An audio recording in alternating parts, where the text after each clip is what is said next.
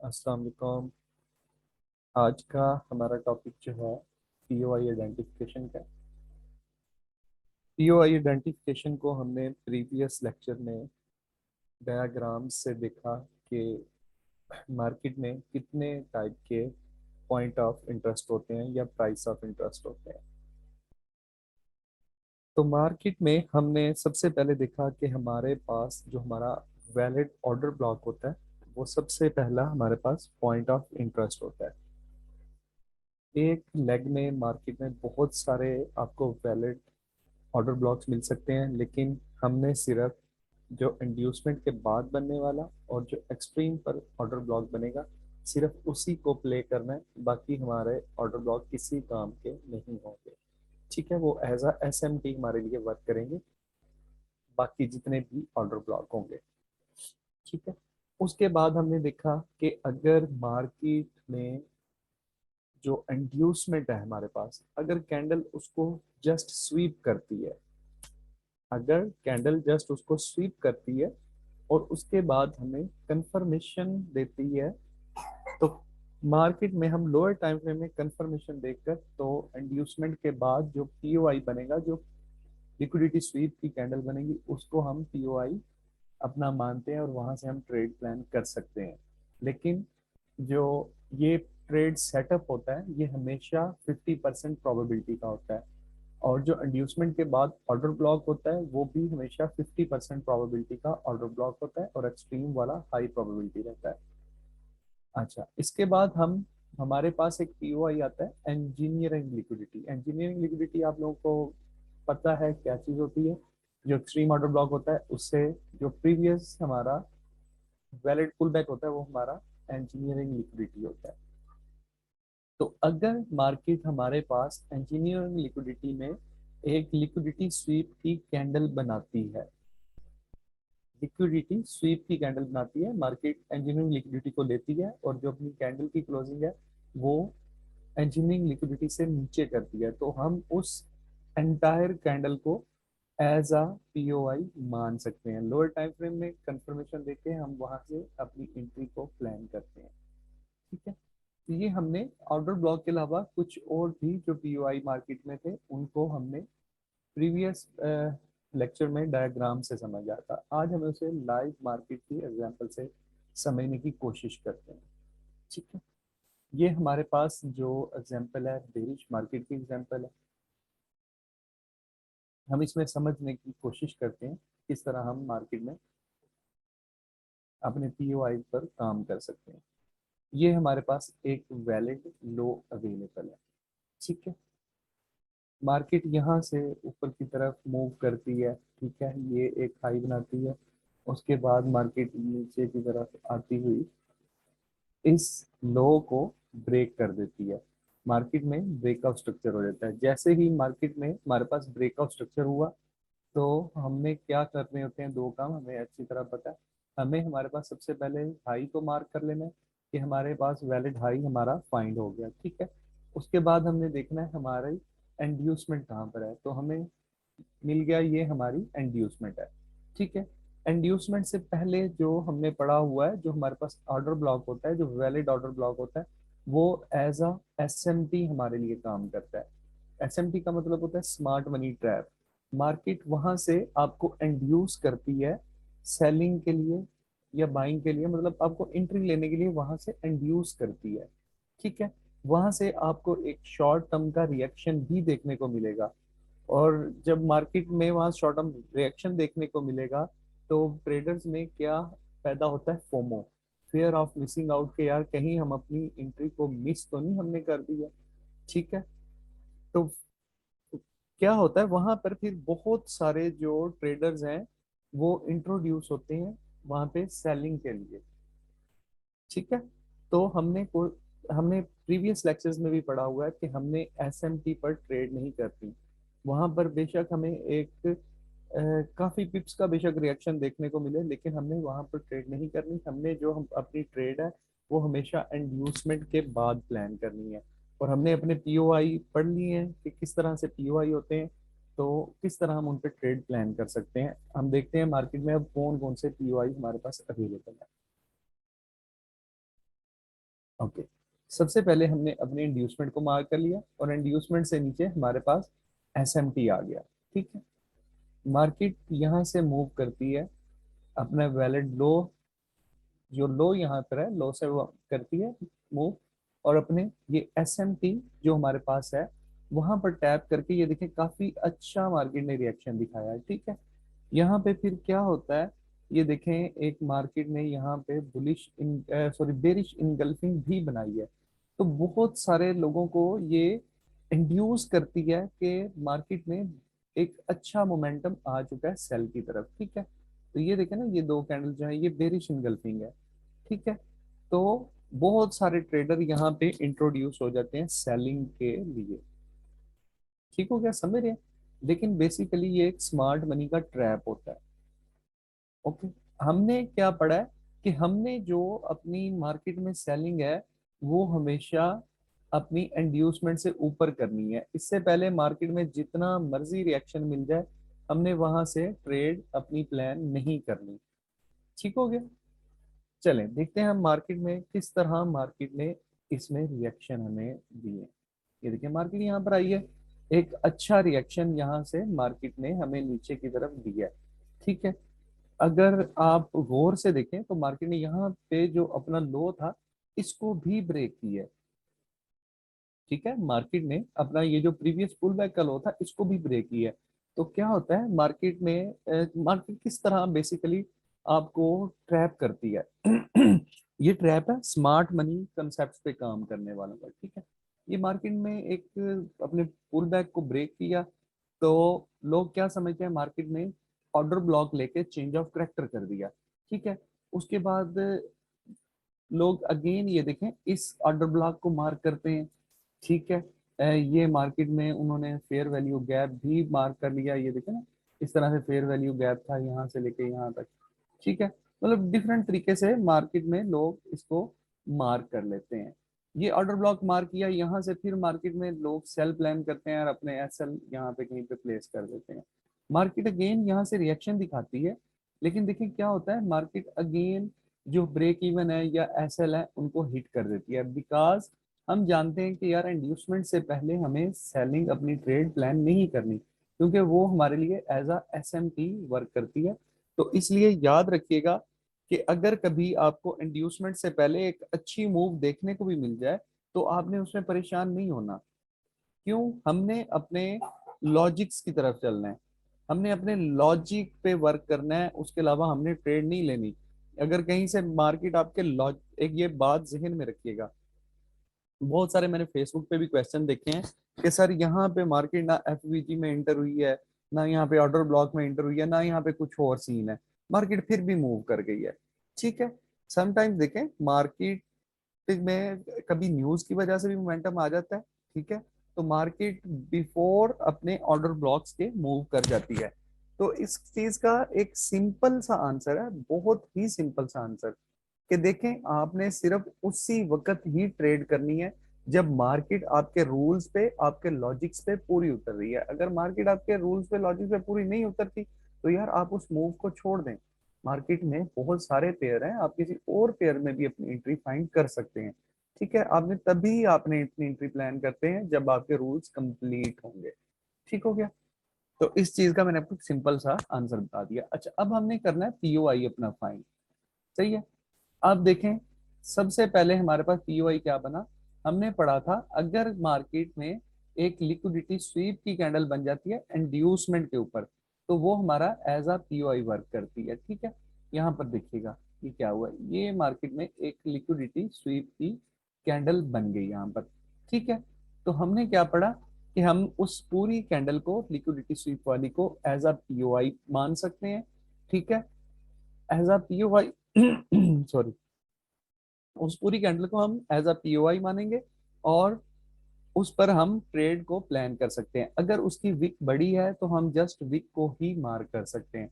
जैसे इस केस में देखें, ये देखें ये पूरी कैंडल की यहाँ तक विक है, इससे नीचे एक छोटी सी आपको एक कैंडल नजर आ रही है, कैंडल की बॉडी, और बाकी इसमें ये टोटल मार्केट ने एक विक बनाई है। तो हम यहाँ पे क्या करेंगे, हम क्योंकि विक बॉडी से काफी बड़ी है तो हम सिर्फ जो इस कैंडल की विक है उसको एज अ पीओआई कंसीडर कर लेते हैं। ठीक है, ओके, ये हमने कैंडल की विक को एज अ पीओआई कंसीडर कर लिया। अच्छा, हमने अब यहाँ क्या पढ़ा था कि मार्केट जैसे ही यहाँ से नीचे जाकर मार्केट दोबारा इसमें टैप करेगी, ठीक है, यहाँ पर मार्केट जैसे इसमें आकर टैप करेगी तो हम दो तरीके से एंट्री ले सकते हैं। एक तो हमारे पास तरीका ये है कि हम यहाँ से इसके स्टार्ट से एंट्री लगा दें या इसके मिड से एंट्री लगा दें और अपना ऊपर एसएल प्लेस कर दें। ये होता है अग्रेसिव एंट्री। इसमें आपके पास सिर्फ एक ही कंफर्मेशन होती है कि आपको सिर्फ एक पीओआई आपका मिला है और इसके अलावा आपके पास कोई कंफर्मेशन नहीं है। ठीक है, तो ये अग्रेसिव एंट्री होती है, इसमें आपके एसएल हिट होने के चांसेस ज्यादा होते हैं क्योंकि आपके पास सिर्फ एक कंफर्मेशन है। ठीक है, उसके बाद दूसरा हमने कल पढ़ा था कि जब मार्केट यहाँ पे हमारे पीओआई में इंटर हुई है हमने लोअर टाइम फ्रेम में शिफ्ट कर लेना है। फॉर एग्जांपल ये जो अब मैं ये मूव मार्क कर रहा हूँ ये लोअर टाइम फ्रेम की है। मार्केट लोअर टाइम फ्रेम में इस तरह से यहाँ पे इंटर हो रही है। ठीक है, ये मार्केट अपनी मूव्स को पुल बैक्स को बनाती हुई जा रही है। ठीक है, हमने क्या देखना है, लोअर टाइम फ्रेम में मार्केट अपने प्रीवियस स्लो को नीचे की तरफ ब्रेक करे, चेंज ऑफ करेक्टर करे, ठीक है, और यहाँ पे ऊपर कोई अपना ऑर्डर ब्लॉक बने तो फिर हम इस ऑर्डर ब्लॉक से अपनी सेल की एंट्री प्लान करेंगे और यहाँ से हम अपना जो टारगेट है वो प्रीवियस लो को करेंगे। ठीक है, ये दो तरीकेकार हैं इस पीओआई पे काम करने के लिए। ठीक हो गया। अच्छा, चलें हम इसमें जस्ट अगर अभी हमने एंट्री मॉड्यूल्स नहीं पढ़े, हम जस्ट इसमें देखते हैं कि हमने एक सिर्फ जो अग्रेसिव का हमें पता है, हमने यहाँ पे पीओआई अपना मार्क किया और हमने यहाँ पे अग्रेसिव एंट्री ले ली इस पॉइंट पे। ठीक है, अच्छा, हमने पर ट्रेड जो होता है वो रिस्क 1% लेना होता है। पर ट्रेड अपना रिस्क 1% लेना होता है। ये क्या चीज होती है इसके बारे में इंशाल्लाह मैं वो टाइम नहीं मैनेज हो पा रहा, एक काफी डिटेल वीडियो मैंने बनानी है कि किस तरह 1% रिस्क को हम बनाते हैं। ठीक है, ये आपकी जो रिस्क मैनेजमेंट की लास्ट क्लास होगी उसमें भी डिटेल से इंशाल्लाह पढ़ाया जाएगा रिस्क मैनेजमेंट का आपको कि किस तरह आपने 1% रिस्क पर ट्रेड लेना है। ठीक है, अच्छा, फॉर एग्जाम्पल अब हमने यहाँ से 1% रिस्क यहाँ पे लिया अपने अकाउंट का कैपिटल का और यहाँ पे हमने एसएल प्लेस किया। ठीक है, मार्केट इस ये वाली कैंडल थी ना, यहाँ पे दिखेगा ये वाली कैंडल थी, सही है, ये कैंडल थी हमारा पीओआई, ये जो मैंने ये नीचे की तरफ मार्क कर रहा हूँ ये हमारे पीओआई की कैंडल थी। शायद थोड़ा सा ब्लर हो ये क्योंकि डायग्राम है आपको नजर ना आ रही हो। ठीक है, तो मार्केट में क्या हुआ, मार्केट सडनली ये देखें वेरी नेक्स्ट कैंडल इस पीओआई में इंटर हो गई। हम हमें तो एक ही तरीकाकार पता है अग्रेसिव एंट्री का, हमने यहाँ से एंट्री प्लेस कर दी और यहाँ पे अपना स्टॉप लॉस पुट कर दिया। ठीक है, अब मार्केट ने यहाँ से देखें मार्केट यहाँ तक गई है और यहाँ मार्केट ने काफी अच्छा खासा मूव किया है। ठीक है, अब कुछ लोग तो यहाँ पे वेट करेंगे कि अपने एसएल के साथ ही वेट करेंगे कि मार्केट यहाँ तक टैप कर जाए। ठीक है, लेकिन बहुत सारे लोग यहाँ पे जब एक अच्छी खासी मूव बन जाती है, जब एक बेरिश कैंडल हमें मोमेंटम वाली मार्केट में नजर आ जाती है तो वहां पे ब्रेक इवन अपनी ट्रेड को कर लिया जाता है। चलें हम अभी ब्रेक इवन की भी बात नहीं करते, हमने 1% रिस्क लिया हुआ है। मार्केट में क्या हुआ, मार्केट ने यहाँ पर हमारा 1% का एसएल कर दिया और हम मार्केट में -1% लॉस में आ गए। ठीक है, -1% लॉस में आ गए। ठीक हो गया, समझ गए आप, ये हमारा मार्केट में एसएल हिट हो गया। अच्छा, एक तो इसकी क्या वजूहत है, इसकी दो वजूहत हैं। सबसे पहले आपने एक चीज को जहन में रखना है कि हमारे पास मार्केट में एक हाई प्रोबेबिलिटी ऑर्डर ब्लॉक ऊपर की तरफ पड़ा हुआ है। ठीक है, ऑर्डर ब्लॉक तभी वैलिड होता है जब उसमें एक फेयर वैल्यू गैप होता है। ठीक है, और हमने पढ़ा है कि मार्केट 90% यही पॉसिबल होता है कि उसी लेग के दौरान अपने फेयर वैल्यू गैप को कवर कर लेती है, फिल कर लेती है। बहुत कम रेयर केसेस में ऐसे होता है कि मार्केट वहां से मूव कर जाती है और इन फ्यूचर मार्केट जब कभी वहां पर आती है तो उस गैप को कंप्लीट करती है, ये बहुत कम ऐसा होता है। ठीक है, तो एक हमें दूसरा हमने ये पढ़ा हुआ है कि ये जो भी हमारा जो फर्स्ट पीओआई होता है इंड्यूसमेंट के बाद, ये हमने कल पढ़ा था कि वो 50% प्रोबेबिलिटी का होता है। चलें फिर भी हमने अगर यहाँ पे एंट्री ले ली हमारा -1% यहाँ पे लॉस हो गया। ठीक है, हमने एक टाइप जो पीओआई की थी वो पढ़ ली, जो कि थी मार्केट पे अगर हमें लिक्विडिटी स्वीप वाली कैंडल मिले इंड्यूसमेंट के ऊपर। ठीक है। अच्छा, अब यहाँ पे हम और देखते हैं कि जैसे ही अब मार्केट ने इंड्यूसमेंट ले ली, ये मार्केट ने हमारे पास इंड्यूसमेंट ले लिया। ठीक है। अच्छा, सबसे पहले हमने क्या करना होता है, एक तो हमारे पास ये ऑलरेडी पीओआई बन गया ना, यही पीओआई हमारे पास बन गया। इंड्यूसमेंट के बाद आपको याद होगा हम क्या करते हैं, हम अपने ऑर्डर ब्लॉक्स को फाइंड करते हैं, ऐसे ही है ना। तो हम अपने हाई, जो हमारे पास वैलिड हाई है, इसके पास से अपने ऑर्डर ब्लॉक्स को फाइंड करना शुरू करते हैं। तो ये देखें, ये जो मैंने मार्क किया हुआ है ये वाला, आप गौर करेंगे तो ये मार्केट में एक वैलिड ऑर्डर ब्लॉक था, इसने प्रीवियस कैंडल भी ली हुई थी। ठीक है, और इसमें प्रॉपर इम्बैलेंस भी मौजूद था। ठीक है।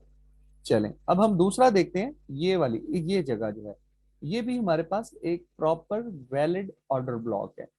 ठीक है, ये वाली जगह देख रहे हैं आप, इसने प्रीवियस कैंडल के हाई को भी लिया हुआ है, और इसमें प्रॉपर हमारे पास इम्बैलेंस भी मौजूद है। गौर कर लें इस कैंडल को भी, ये एक प्रॉपर हमारे पास ऑर्डर ब्लॉक है। अच्छा, अब हमारे पास मार्केट में आ गए दो ऑर्डर ब्लॉक, एक ये वैलिड ऑर्डर ब्लॉक, एक जो ऊपर हमने मार्क किया हुआ, ये दो वैलिड ऑर्डर ब्लॉक है। अच्छा, इसके बाद हमने एक चीज पढ़ी थी, इंजीनियरिंग लिक्विडिटी। इंजीनियरिंग लिक्विडिटी क्या चीज होती है बेसिकली, वो जो इंजीनियरिंग लिक्विडिटी जो हमारे पास एक्सट्रीम ऑर्डर ब्लॉक से पिछला एक वैलिड हमारे पास पुल बैक होता है, वो इंजीनियरिंग लिक्विडिटी होता है, वो भी हमने मार्क कर लिया। अच्छा, एक और चीज अगर आपके जहन में आ रही हो, याद हो, मैंने बताया था कि अगर इंजीनियरिंग लिक्विडिटी के बिल्कुल पास में आपको ऑर्डर ब्लॉक मिलता है, तो वो ऑर्डर ब्लॉक हम नहीं लेंगे। बिकॉज बिल्कुल आप देखें ना कि यार ये एक लिक्विडिटी है ना, ये लिक्विडिटी है इंजीनियरिंग लिक्विडिटी, ये इंटरनल लिक्विडिटी है। याद आया, वो इंटरनल लिक्विडिटी पढ़ा था कि जो भी एक वैलिड हाई और लो के दरमियान में हमारे जितने पुल बैक होते हैं वो हमारे इंटरनल लिक्विडिटी होते हैं। याद आया आपको? तो ये बेसिकली लिक्विडिटी है। तो यार हम यहाँ पे ऑर्डर ब्लॉक को कैसे ले सकते हैं, जब हमें पता है कि यार मार्केट ने इस लिक्विडिटी को ग्रैब करना है। ठीक है, तो ये चीज मैंने पहले भी समझाई थी कि जो इंजीनियर लिक्विडिटी के बिल्कुल करीब में ऑर्डर ब्लॉक होगा, उसको हम नहीं लेंगे। तो ये हमारे पास बिल्कुल इंजीनियरिंग लिक्विडिटी के करीब था, तो इस ऑर्डर ब्लॉक को हम नहीं लेंगे। अब हमारे पास एक पीओआई की और सूरत हो सकती है, जैसे इंड्यूसमेंट पर हमें लिक्विडिटी स्वीप की कैंडल मिलती है, इसी तरह हमने पढ़ा था कि अगर हमें इंजीनियरिंग लिक्विडिटी पर लिक्विडिटी स्वीप की कैंडल मिलती है, ठीक है, लिक्विडिटी स्वीप की कैंडल मिलती है, तो हम उसको एज अ पीओआई ले सकते हैं। ठीक है। अच्छा, अब देखते हैं हम क्या हुआ है मार्केट में। अब इस जगह पर देखें, ये हमारी इंजीनियरिंग लिक्विडिटी है, इस कैंडल पे गौर करें, इस कैंडल पे गौर करें आप। ठीक है, ये जो कैंडल है, देख रहे हैं, ये कैंडल इसने क्या किया, ऊपर लिक्विडिटी स्वीप की इंजीनियरिंग लिक्विडिटी, और इसकी जो क्लोजिंग है वो इंजीनियरिंग लिक्विडिटी से इस जगह पे नीचे की तरफ हुई है। ठीक है। अब हमारे पास क्या हुआ, ये जो कंप्लीट कैंडल है, या इसकी विक हम ले सकते हैं क्योंकि विक काफी बड़ी है, इसको हम एज अ पीओआई ले सकते हैं। ठीक हो गया। अच्छा, अब यहाँ पे आप एक चीज गौर करें कि यार ये हमारा ऑर्डर ब्लॉक पड़ा हुआ है, ये ऑर्डर ब्लॉक का जो लो है ना, स्टार्टिंग पॉइंट है वो ये पड़ा हुआ है ना। तो ये देखें, ये जो विक है इसने ऑर्डर ब्लॉक के अंदर भी टैप कर लिया है। देख रहे हैं, गौर करें, इस जगह पे ऑर्डर ब्लॉक के अंदर भी टैप कर लिया है। अब हमें तो फिलहाल यार एंट्री लेने का एक ही तरीका पड़ता है ना, कि हमने इस जगह से अपनी एंट्री प्लेस करनी है, इस जगह से। ठीक है, और ऑर्डर ब्लॉक से थोड़ा सा ऊपर जो एक सेफ अपना हमने एसएल रख लेना है, इस जगह से हमने एंट्री प्लान की, और हमारा जो टारगेट है, वो जो नीचे लो हमारे पास वैलिड पड़ा हुआ है, ये हमारे पास हमारा टारगेट रहेगा। ठीक हो गया। अच्छा, अब ये तो हमने ली ऑर्डर ब्लॉक की एंट्री। यार हमें नहीं समझ लगी, फॉर एग्जांपल ऑर्डर ब्लॉक में मार्केट टैप नहीं हुई, for example, market order block में टैप नहीं हुई, आप जस्ट ये देख लें कि ये एफवीजी है, ये जगह एफवीजी है, ये ऑर्डर ब्लॉक नहीं है, ऑर्डर ब्लॉक की एक जगह नहीं है, ये सिर्फ एज्यूम करें आप। बेसिकली तो ये ऑर्डर ब्लॉक के अंदर है, लेकिन मैं आपको ये पीओआई समझाना चाह रहा हूँ, ये वाला। ठीक है। तो अब यहाँ पे आपने क्या करना है, क्योंकि हमारा इंजीनियरिंग लिक्विडिटी जो होती है वो हमारी बिल्कुल पास होती है, किसके, हमारे वैलिड ऑर्डर ब्लॉक के। ठीक है। अब क्योंकि हमने अभी तक लोअर टाइम फ्रेम की कंफर्मेशन का तरीका ही नहीं पढ़ा हुआ, अब बेसिकली यहाँ पे जब हम लोअर टाइम फ्रेम की कंफर्मेशन देखते हैं ना, तो वो यहाँ पे इस जगह पे नहीं मिली, वो हमें इस ऑर्डर ब्लॉक के अंदर ही जाके मिली थी, वो हम नेक्स्ट इंशाल्लाह लेक्चर में भी स्टडी करेंगे उसको। ठीक है। तो अगर हमने यहाँ पे भी एंट्री लेनी है, जो हमारे पास यहाँ पे पीओआई बना है, इसकी विक बड़ी है तो हम इसको जस्ट विक को लेंगे। ठीक है। तो अब हमने क्या करना है, यहाँ पे हमने अपनी पीओआई के नीचे ट्रेड प्लान की। अब हमें जो एसएल है, हमने पढ़ा था, मैंने कल भी एक दो बहुत दफा ये चीज बताई है कि अपने एसएल को एक सेफ जगह पे रखा करें। ठीक है। अब हमें पता है बिल्कुल पास हमारा ऑर्डर ब्लॉक पड़ा हुआ है, तो हम क्या करेंगे, अपना एसएल जो है यहीं पे प्लेस करेंगे। ठीक हो गया। इस पीओआई पे हम एंट्री ले रहे हैं, लेकिन हम अपना एसएल ऑर्डर ब्लॉक से ऊपर रखेंगे। ठीक है। मैंने बार बार ये बताया था कि अगर आपको 1/3 का रिस्क टू रिवार्ड भी मिलता है ना, तो वो बहुत होता है। ठीक है। ज्यादा रिस्क टू रिवार्ड के चक्करों में आप अपने एसएल करवाते जाएं, वो बेहतर चीज नहीं है। ठीक है। और जो हमारा जो टारगेट है वो सेम प्रीवियस लो ही रहेगा। ठीक हो गया। अब आप इसको भी गौर करें तो ये कम से कम 1/3 की ट्रेड ही लग रही है, अगर इस एसएल से भी हम इसको लें। ठीक हो गया। तो ये हमारे पास, हमने पीओआई को देख लिया कि किस तरह हमारे पास पीओआई बनते हैं। ठीक है। क्लियर है? यहाँ पे किसी का क्वेश्चन है तो बताएं।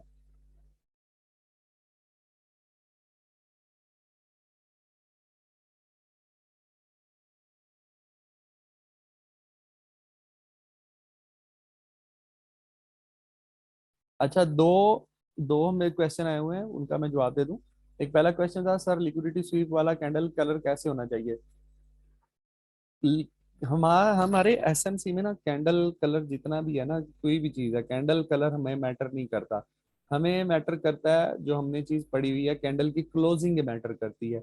वो बेरिश हो बुलिश हो, हमें उससे मतलब नहीं है। कैंडल की क्लोजिंग जो है आपके वो इंड्यूसमेंट से या आपके इंजीनियरिंग लिक्विडिटी से नीचे होनी चाहिए।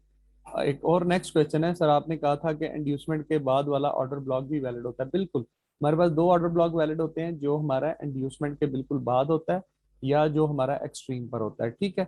लेकिन ये जो ऑर्डर ब्लॉक मैंने लिया, ये वैलिड ऑर्डर ब्लॉक पड़ा, ये हमने क्यों नहीं लिया? ये देखें, हमने इसलिए नहीं लिया, मैंने बताया था इस चीज का, गौर करें अगर आपको याद हो, कि हमारे पास वेरी नेक्स्ट हमारे पास एक्सट्रीम ऑर्डर ब्लॉक पड़ा हुआ है। ठीक है। तो एक्सट्रीम ऑर्डर ब्लॉक से पीछे एक यही पुल बैक है ना, तो ये पुल बैक हमारा इंजीनियरिंग लिक्विडिटी कहलाता है। तो मैंने बताया था कि इंजीनियरिंग लिक्विडिटी के बिल्कुल पास में अगर कोई ऑर्डर ब्लॉक होगा ना, तो उस ऑर्डर ब्लॉक को हम नहीं लेते, क्योंकि जस्ट अबव उसके लिक्विडिटी पड़ी हुई है। और मार्केट ने जस्ट अबव अगर लिक्विडिटी पड़ी है, तो हमें पता है मार्केट में लिक्विडिटी वो लेनी ही लेनी है। ठीक है। तो इसलिए हम इंजीनियरिंग लिक्विडिटी के बिल्कुल पास जो ऑर्डर ब्लॉक होता है उससे नहीं लेते। हाँ, अगर फॉर एग्जांपल ये हमारा इंड्यूसमेंट था ना, बिल्कुल ये यहाँ पर कोई ऑर्डर ब्लॉक पड़ा होता इस तरह से, तो वो हमारा एक वैलिड ऑर्डर ब्लॉक होता, क्योंकि वो इंजीनियरिंग लिक्विडिटी से दूर पड़ा हुआ है। ठीक हो गया।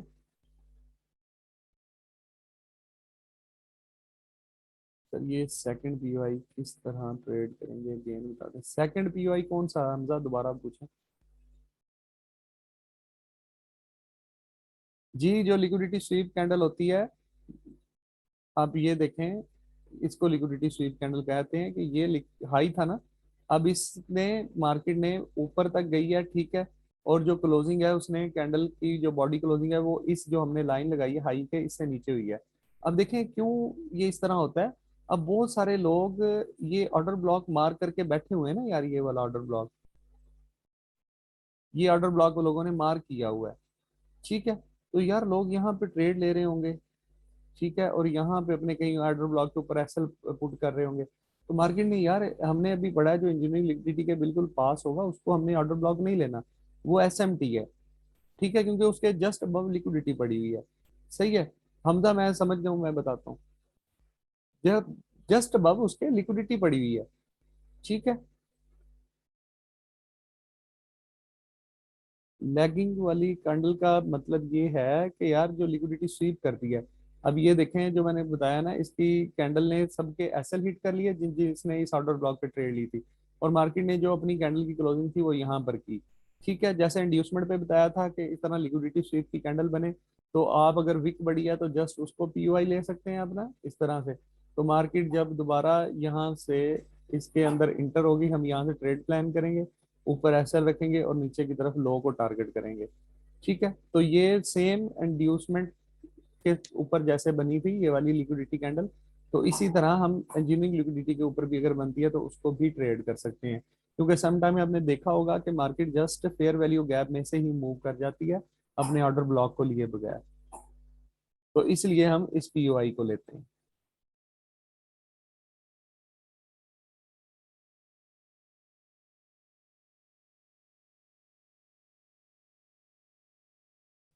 सर अगर बहुत हो जाए, कोई पुल बैक ना हो तो फिर आपने देखें, आपने कभी भी जो है ना, मैंने बताया है कि कभी भी आपने जो अपनी सेलिंग और बाइंग है वो इंड्यूसमेंट के बगैर नहीं करनी। ठीक है, आपने कभी भी अपनी सेलिंग और बाइंग इंड्यूसमेंट के बगैर नहीं करनी।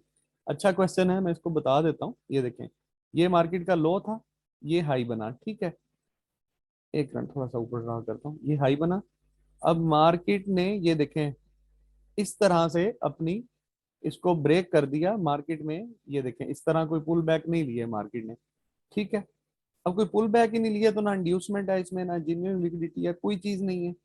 ठीक है, कोई चीज नहीं है ना, हो सकता है यहाँ पे ऑर्डर ब्लॉक बन जाए, लेकिन हमने अभी क्या पढ़ा है कि हमने कभी भी मार्केट में इंड्यूसमेंट से पहले सेलिंग या बाइंग नहीं करनी। ठीक है, तो जब तक आपका इंड्यूसमेंट नहीं बन जाता, ठीक है, इस तरह से इंड्यूसमेंट नहीं बन जाता, तो तब तक आप इसको सेलिंग या बाइंग इसमें नहीं करेंगे। अच्छा, फॉर एग्जांपल इंड्यूसमेंट नहीं बनता, मार्केट इस ऑर्डर ब्लॉक तक टैप कर गई है। ठीक है, आपने फिर भी यहाँ पे उस वक्त तक सेलिंग या बाइंग नहीं करनी, अपने उस ऑर्डर ब्लॉक में सेलिंग नहीं करनी कि जब तक मार्केट फॉर एग्जाम्पल यहाँ पे कोई लिक्विडिटी ना ले ले। ठीक है, मार्केट को बेसिकली लिक्विडिटी चाहिए ना। अब यहाँ पे क्या हो सकता है, यहाँ पे किस तरह की कैंडल बन सकती है, मैं अच्छी तरह से ड्रा करता हूँ। यहाँ पे ये मार्केट यहाँ पे आई, आपका ये ऑर्डर ब्लॉक पड़ा हुआ है। ठीक है, यहाँ पे अब मार्केट यहाँ पे आए, यहाँ पे एक इस तरह की कोई कैंडल क्रैक बनाए जो ऊपर की तरफ एसएल्स को कलेक्ट करके, लिक्विडिटी को कलेक्ट करके अपनी जो कैंडल की बॉडी है वो नीचे की तरफ क्लोजिंग कर दे, तो हमें फिर वेट करना पड़ता है ऐसी कैंडल का। वरना मोस्ट प्रोबेबिलिटी ऐसे प्रॉबेबली ऐसा हमने देखा है कि अगर किसी मार्केट में इंड्यूसमेंट ना बने और वो बड़ा शार्पली अगेन मूव कर जाए ऊपर की तरफ, तो वहां पे बहुत ज्यादा चांसेस होते हैं कि मार्केट वहां पर चेंज ऑफ वेक्टर कर सकती है। तो आपने वेट करना है लिक्विडिटी स्वीप का, उसके बाद ही ट्रेड करनी है, लिक्विडिटी के अलावा आपने ट्रेड नहीं लेनी। अच्छा, और क्वेश्चन कोई?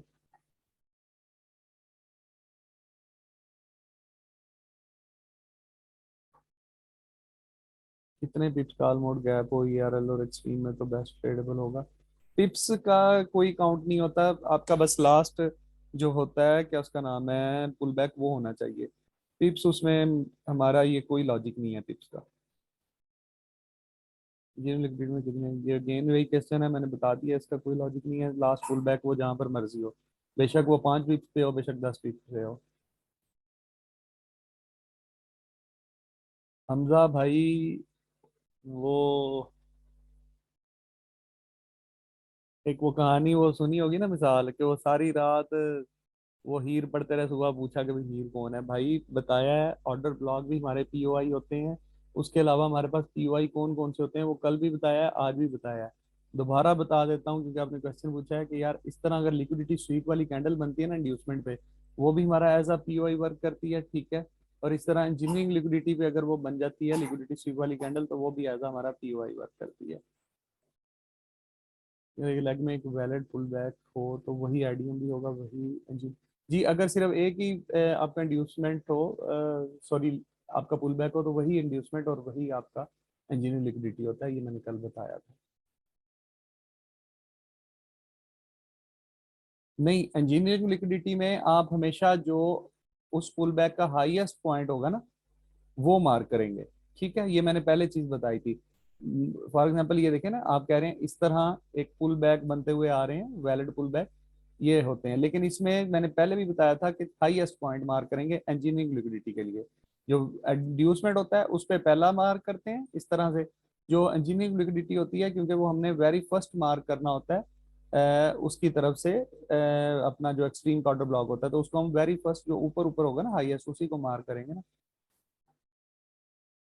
अब देखें ना, इंड्यूसमेंट हम नीचे की तरफ से मार्क करते हैं ना, तो वेरी फर्स्ट को मार्क करते हैं, तो वो हमारा सबसे पहला जो माइनर होता है उसको मार्क करते हैं। अब जो इंजीनियरिंग लिक्विडिटी है हमने वेरी फर्स्ट मार्क करना है ऑर्डर ब्लॉक की तरफ से, तो ये ऑर्डर ब्लॉक की तरफ से वेरी फर्स्ट यही होगा ना, हाईएस्ट, इसको मार्क करेंगे। इंड्यूसमेंट के बाद वाला वो भी फेल हो जाए तो हम तब अगेंस्ट ट्रेड ले, हाँ जी, हम काउंटर ट्रेंड ट्रेड ले सकते हैं। काउंटर ट्रेंड ट्रेड के बारे में मैं आपको बताऊंगा किस तरह ले सकते हैं।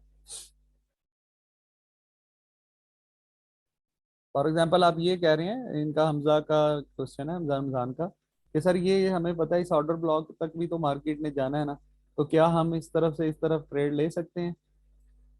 बिल्कुल ले सकते हैं। काउंटर ट्रेंड की उसका भी आपको तरीका बताएंगे। वो ट्रेड हम जस्ट इंड्यूसमेंट जब मार्केट ले लेती है तो उसके बाद लेते हैं, लेकिन ज्यादा कोशिश करें आप ट्रेंड के साथ ट्रेड करें तो वो ज्यादा बेहतर रहेगा।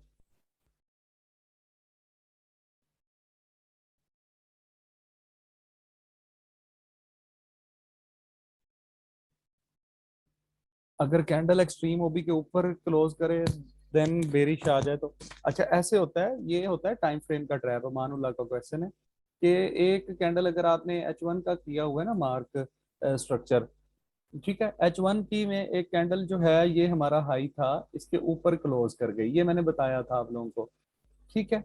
ये सॉरी, ये इस तरह ऊपर क्लोज कर गई, हाई के लिक्विडिटी स्वीप नहीं की, कैंडल ने क्लोजिंग नीचे नहीं की, ऊपर ही कर दी, ठीक है।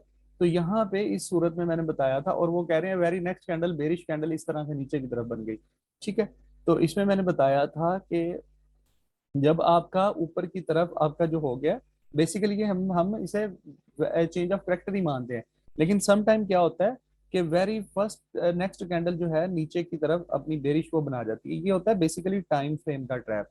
अब आप जब ये H1 का आपका स्ट्रक्चर था ना, आप H4 में जाके देखेंगे ना, तो वहां पे इसी तरह की कोई सिचुएशन बनी होगी, ये कैंडल की क्लोजिंग नीचे होगी और ऊपर जस्ट आपको विक ही नजर आएगी, ठीक है। तो इस सूरत में ये होता है कि आप कोशिश करें, वेट करें कि इसके ऊपर एक और कोई कैंडल क्लोज हो जाए H1 की, ठीक है। तो फिर हमें एक कंफर्मेशन हो जाती है कि मार्केट में ऊपर की तरफ चेंज ऑफ करेक्टर हो चुका है। ये टाइम फ्रेम के ट्रैप से बचने के लिए यही एक तरीका इस्तेमाल किया जा सकता है कि आपको वेट करना पड़ता है कि एक या दो कैंडल कोई अच्छे मोमेंटम वाली और ऊपर की तरफ क्लोज हो जाए। अगर आप इस तरह का कभी सीन देखें कि एक कैंडल ऊपर क्लोज हुई है और वेरी नेक्स्ट कैंडल एक अच्छे मोमेंटम के साथ नीचे क्लोज हो गया, तो वहां आप समझ जाएं कि मार्केट ने टाइम फ्रेम का ट्रैप किया आपके साथ।